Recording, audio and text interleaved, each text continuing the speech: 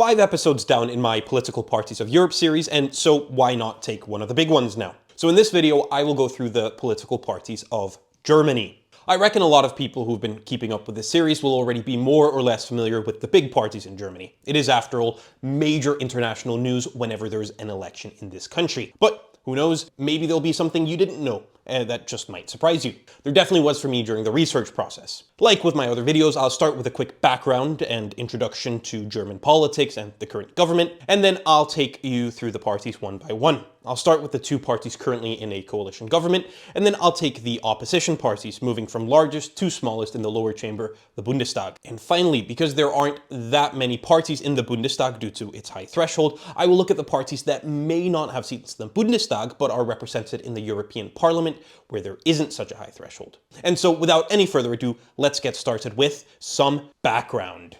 Germany is a federal parliamentary republic. The head of state of Germany is the president, currently Frank-Walter Steinmeier. But this is a relatively symbolic role, most relevant in leading the government negotiation process. The real power lies with the parliament, which is bicameral, meaning two chambers. The upper chamber, or the Bundesrat, is not directly democratically elected. Instead, its members, or delegates, are chosen by local state, or Länder, governments across the country. And so it becomes reflective of some interesting local administration constellations. Take, for example, the state of Thuringia, which is led by a coalition government of the centre-right Christian Conservative CDU, the National Conservative Socialist Sahra Wagenknecht Alliance, and the centre-left Social Democratic Party. Based on the state size, they get to send 4 delegates to the Bundesrat to represent them in legislative sessions, and they have chosen 4 representatives from the upper echelon of their local state government, including Thuringia's Minister-President, Mario Vogt. But the upper chamber is not where the action happens. That's in the lower chamber, or the Bundestag. The Bundestag has democratically elected members who are selected using a mixed member proportional system, a combination of constituency members alongside leveling seats that make the parliament very proportional and give voters 2 votes. The number of members in the Bundestag vary from election to election depending on how many leveling seats are necessary to make the chamber adequately representative. But to get leveling seats, a party must cross the 5% threshold, which can be quite brutal. Or alternatively, if a party wins 3 constituency seats, they also qualify for leveling mandates, even if they don't exceed 5% nationally. The Bundestag currently has 630 seats. The largest grouping is the centre-right Christian Democratic Union, or CDU, which sits with their Bavarian sister party, the Christian Social Union in Bavaria, or CSU.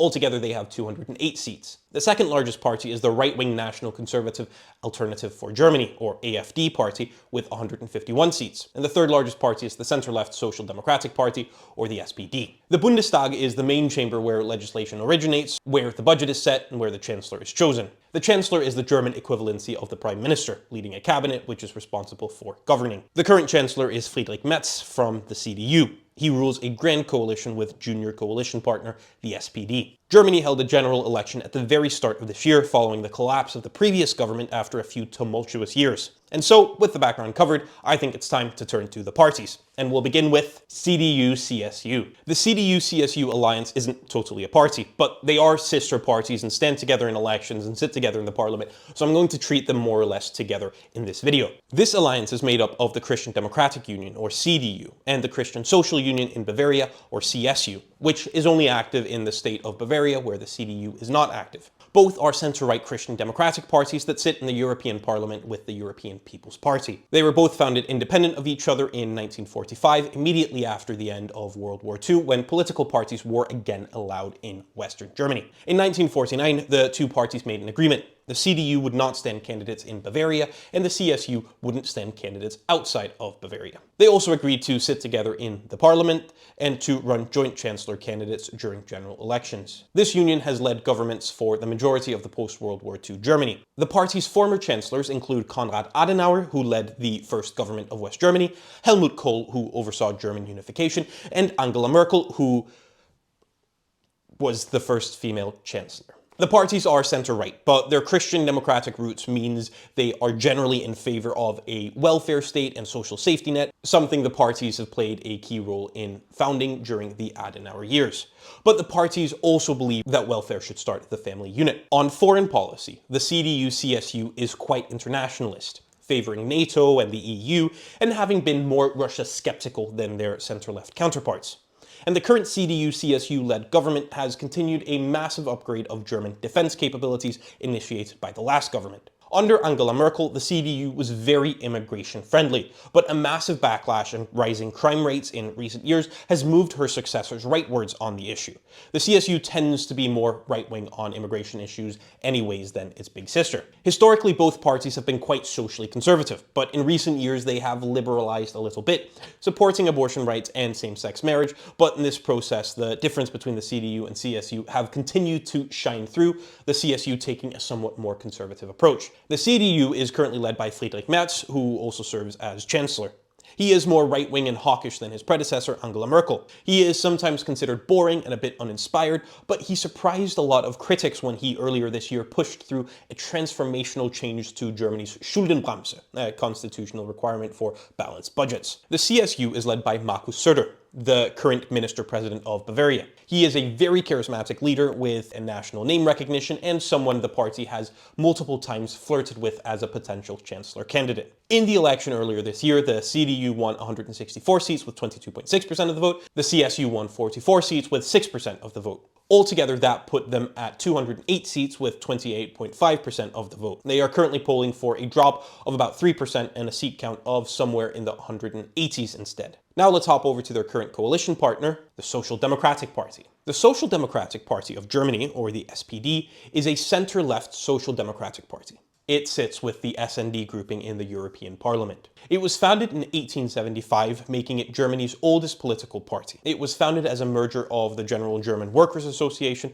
and the Social Democratic Workers' Party of Germany. In its early years, Otto von Bismarck tried to crack down hard on the party, but that didn't stop them. They led several governments during the Weimar Republic, but during the reign of the National Socialists, the SPD members and activists were prosecuted, persecuted, and killed. Following the war, the party in East Germany was forced to merge into the Socialist Unity Party of Germany, the oppressive ruling party of East Germany, while the party in the West struggled for a decade before a shift towards a more centrist social democracy, which saw the party becoming an electoral force that would be able to govern. The SPD is generally in favor of the welfare state, but to the left of the party, many blame Germany's increased inequalities on a series of welfare reforms introduced by the SPD in the early 2000s that made welfare more difficult to receive. On foreign policy, the SPD has historically been much more Russia-friendly and a bit more skeptical of the West generally.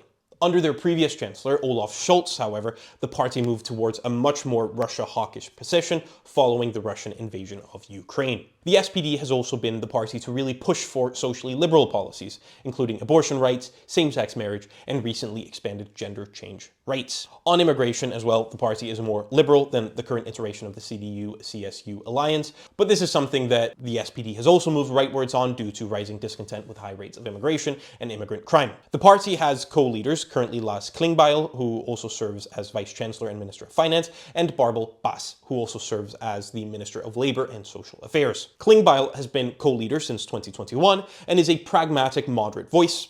Bass is a new addition to the leadership team and is someone who speaks more to the soft left of the party and who is sometimes called a bridge between the wings of the SPD. Earlier this year, they had a poor election result, taking only 16.4% of the vote and 120 seats, with the party ending in a very poor third-place finish. They're polling for an even worse result now at around 15% of the vote and only just making it past 100 seats. And that's the governing parties. Let's now have a look at the opposition, starting with the big beast, Alternative for Germany.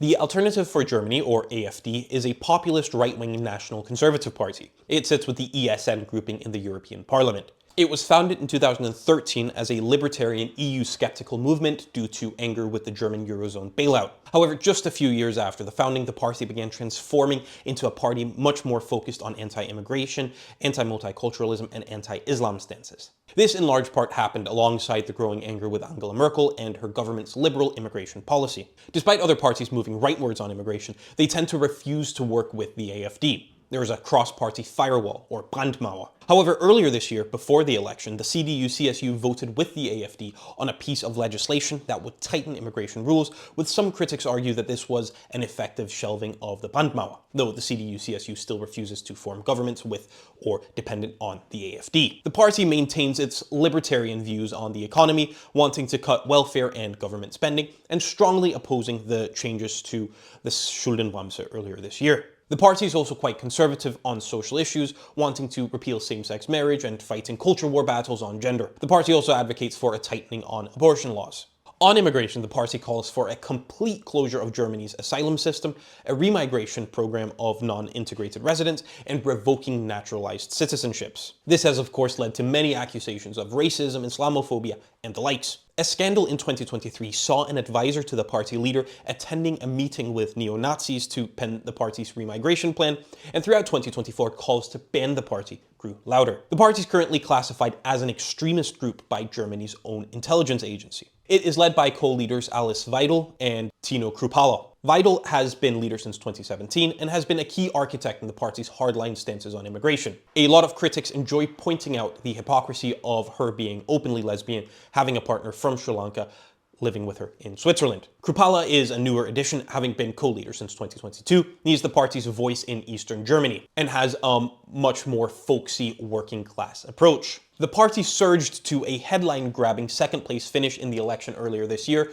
with 152 seats and 20.8% of the vote. Their fortunes have only improved since, and they now stand at over 25% in opinion polls and are closing in on 200 seats, which could take them to a first-place finish potentially. Let's now hop over to Alliance 90, the Greens. Alliance 90, the Greens is a centre-left Green party. It sits with the Greens European Free Alliance in the European Parliament. The party was founded in 1980 in West Germany as a product of the anti-nuclear movement. It quickly entered parliament, but had some very ideologically radical views, the most infamous being a prominent faction of the party that advocated for pedophile rights. The Greens initially opposed rapid reunification with East Germany, but in 1993 it merged with Alliance 90, an East German civil rights-focused party, and the party became Alliance 90, the Greens. The party joined the first coalition government in 1998 under the SPD, and has since been seen as a reliable, serious junior coalition partner to the SPD, and a potential future partner to the CDU-CSU. Today, the party continues with its strong Green anti-nuclear views. It's also very socially liberal on issues like abortion, LGBT rights, and is quite favorable of immigration and multiculturalism. On economic issues, it is, though, one of the more moderate Green parties in Europe. That's not to say it isn't center-left, it very much is.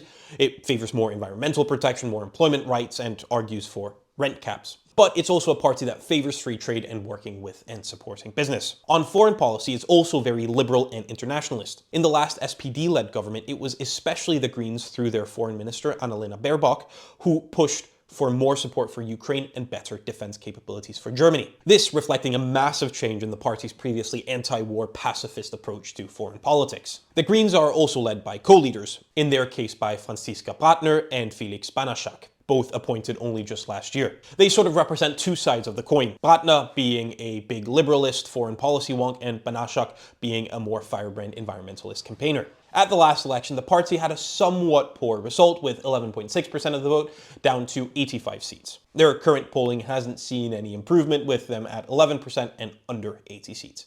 Hi, sorry to interrupt the video, just wanted to sneak in a little shout out. If you're the type of person who enjoys following and discussing elections and politics from around the world, well, I've got something you just might like. Campaign Updates, a Discord server that I was invited to recently. So if you want to join the conversation, check out the link in the video description below. Thank you, and let's get back to the video. Now let's hop over to the left. The left is, no surprise, a left-wing socialist party. It sits with the Eurosceptic European Parliament grouping, also called the left. The party was founded in 2007 as a merger of the Party of Democratic Socialism, a direct successor to the Socialist Unity Party, the Soviet-backed socialist party that governed East Germany before unification, and Labour and Social Justice, a left-wing splinter party from the SPD. This direct lineage going back to the days of authoritarian East German rule has isolated the left politically. It's never been a part of a coalition government on the national level and is not considered a viable option in the near future. The party had a rough start in the 2020s as well, with prominent figures accused of anti-Semitism and pro-Russia stances. In 2023, the party also suffered a breakaway splinter when prominent left parliamentarian Sahra Wagenknecht left and formed her own party, a populist national conservative socialist party, which almost made it over the 5% threshold earlier this year. But to make up for its woes, the party has in the past few years also found a new electorate, young people, which it has successfully appealed to through very socially liberal views on LGBT issues, on abortion, on immigration, and multiculturalism. And of course, the party has held on to its socialist views on the economy. On foreign policy, the party is anti-NATO, it's anti-war, and it's pacifist. The party also has a co-leadership structure with current leaders Ines Schwertner and Jan van Aken. Both took their posts at the end of last year. Schwertner is an activist-type leader, while Van Aken is a seasoned politician who's tried to nudge the party towards more influence. Their strong election result earlier this year surprised pollsters and analysts alike, with the left taking 8.8% of the vote and 64 seats.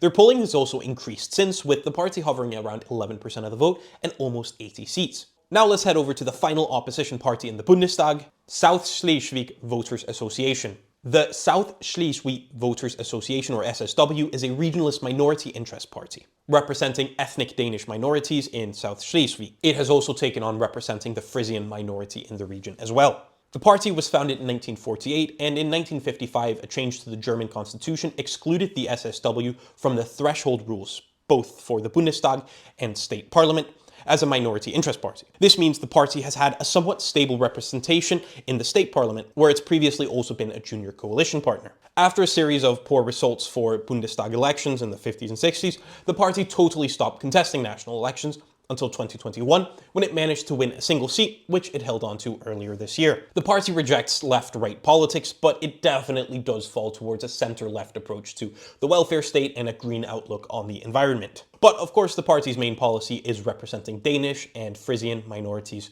through an emphasis on bilingual education, support of minority media, and cultural protection. The party is chaired by Christian Dierschauer and is represented in the Bundestag by Stefan Schiedler. And that's all the parties represented in the Bundestag. I'll now pop over and quickly look at the parties that are represented in the European Parliament, starting with the Sahra Wagenknecht Alliance. The Sahra Wagenknecht Alliance, or the BSW, is a populist, socially conservative socialist party, a fascinating ideological potpourri. In the European Parliament, it sits outside of the political groupings. The party was founded in the beginning of 2024 by Sahra Wagenknecht, an MP and former group leader in the Bundestag of the left. She had soured on her former party because she felt it was losing its socialist roots to more socially liberal views on immigration and LGBT issues. BSW therefore became very economically left-wing and very socially right-wing, which has tripped up a lot of especially foreign reporters who can't decide whether to call the party far left or far right. On foreign policy, the party is very anti-NATO and argues the West partly provoked Russia in the invasion of Ukraine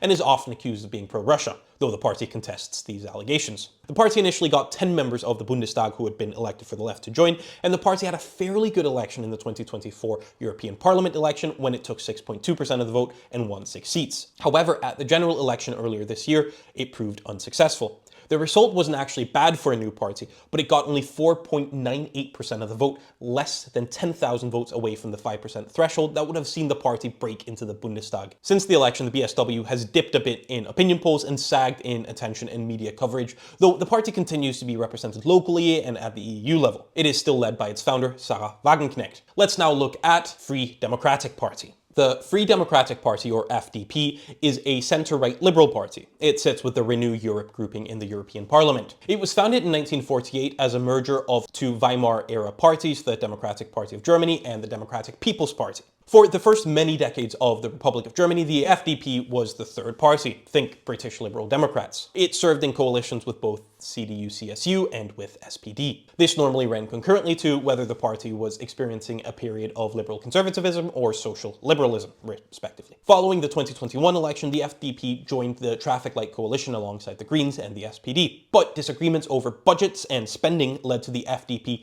leaving the government, sparking a political crisis and forcing a snap election. The FDP paid the price for this, taking only 4.3% of the vote in the subsequent election, leaving them under the threshold with 0 seats. The party is currently led by Christian Dürr, a technocratic-styled politician who is trying to revitalize the party, but polls aren't particularly promising. Let's now move over to the Free Voters. The Free Voters, or FW, is a centre-right decentralisation-focused party. In the European Parliament, it sits with the Renew Europe grouping. The party was formally founded in 2009, but has effectively existed previously since the 1960s, first as an informal network of free voter associations, and then as a formalized association in the 1970s. The party started to do relatively well in local elections and European Parliament elections in Bavaria, where the party has for a while been a junior coalition partner to the CSU. It is a party that is centre-right both fiscally and socially, and a party that's to some extent a bit EU skeptic. It finds itself lodged between the CSU and the FDP ideologically, and has a bit of an anti-establishment feeling to it, catering towards voters who are fed up with the traditional parties. It is led by Hubert Aiwanger, a folksy type who also serves as Deputy Minister President in Bavaria, as well as Minister of Economic Affairs, Regional Development and Energy. He is quite popular and not shy of controversy. Now let's hop over to Volt. Volt is a pan-European party that advocates for a federal Europe. It sits in the European Parliament with the Greens European Free Alliance grouping. Volt Europa, the parent party, was founded in 2017 as a response to Brexit, with the German chapter opening the following year in 2018. Already in 2019 did the party secure its first MEP in Germany. It did not get close to the 5% threshold for Bundestag elections in 21 or 25, but won an impressive 3 MEPs in the 2024 EP election. The party is socially very liberal, environmentalist, and is also relatively left-wing on economic issues. But its big goal is the formation of a European federal state. This party is also active in many other countries in Europe, but perhaps most successful in the Netherlands. Now let's look at Die Partei. Die Partei, or officially the Party for Labour, Rule of Law, Animal Protection, Promotion of Elites and Grassroots Democratic Initiative, is a left-wing humanist party. It also does not belong to any European parliamentary grouping. The party was founded in 2004 by a group of magazine editors. It started gaining recognition in the late 2000s due to its headline-grabbing policies such as supporting the rebuilding of the Berlin Wall, offering free public transportation on Tuesdays, and offering tax breaks for billionaires who host public barbecues. And this is, of course, a satirical party. It has a few local seats in Berlin and 2 seats in the European Parliament, but it hasn't ruled out joining coalition governments, though it refuses to work with the FDP because Die Partei, quote, doesn't form coalitions with joke parties. Die Partei is led by satirist Martin Sonneborn, who also serves as one of the party's MEPs. Now let's pop over to the Animal Protection Party. The Animal Protection Party, or formerly the Human Environment Animal Protection Party, is a left-wing animal rights party. In the European Parliament, it sits with the left European grouping. It was founded in 1993 by animal welfare and environmental activists due to anger around factory farming and rapid economic growth following German unification. It has a very socialist outlook on the economy and is very socially liberal, and it wants to phase out factory farming and turn Germany to an agriculture-based country. In its first decade and a half, the party was mostly focused on local elections, but it broke through in the 2014 European elections when it won its first MEP. It repeated this success in the following 2 elections, but it's never had any success on the national level. Now let's turn to the Ecological Democratic Party. The Ecological Democratic Party is a centre-right Green Conservative party. It sits with the European People's Party in the European Parliament. It was founded in 1982 as a splinter party from the Greens by one of its co-founders, who had previously been a member of Parliament for the CDU. He had left the Greens due to clashes around social policy. Therefore, the Ecological Democratic Party is more socially conservative, opposing abortion and favouring the family unit. But otherwise, it is a pretty standard Green party supporting environmentalism, opposing nuclear energy, and supporting a cyclical economy. The party's never won a seat for the Bundestag or for a state parliament, but in 2014 it won its first seat in the European Parliament, a seat it's retained in the 2 elections since then. Now, let's go to the Family Party. The Family Party is a right-wing conservative party. In the European Parliament, it sits with the European People's Party grouping. It was founded in 1981 as an action group opposing family policy reforms. It became a full-fledged party in the 1990s. It's never won state parliament elections or any seat in the Bundestag, but it broke through in the 2014 European Parliament election when it won its first seat, which it has held on to since then. It has formed several alliances with the Ecological Democratic Party over the years and has similar social policies: conservatism and focus on the traditional family unit. This includes opposition to abortion, tax breaks for married couples, and banning same-sex adoption. And it also has a culture war approach to schools teaching about LGBT issues. And now for the final party on this list, the Party of Progress. The Party of Progress is a sort of radical liberal party focused on institutional reform. It sits outside the European Parliament groupings. It was founded in 2020 by activists who were fed up with the government handling of COVID, the environment, and the bureaucracy. The party is socially liberal, environmentalist, and advocates for reforms on issues like banning lobbying, creating EU-wide data privacy standards, and furthering European integration. The party is far from any breakthrough to the Bundestag or local state parliaments, but it did win its first seat in the European Parliament in the 2024 election, being the party with the least votes to win a seat. Conclusion. And that's it. Every party in Germany represented in either the Bundestag or the European Parliament. If you're German, what party do you vote for? Are there any other marginal parties that are interesting? And if you're not German, what party do you think you'd be most likely to vote for? Let me know in the comments below. And if you enjoyed this video, please consider giving it a like and subscribing to my channel. You can also check me out on X, where I occasionally share some off-the-cuff opinions, if that's the sort of thing you're into. Thank you so much for watching, and goodbye.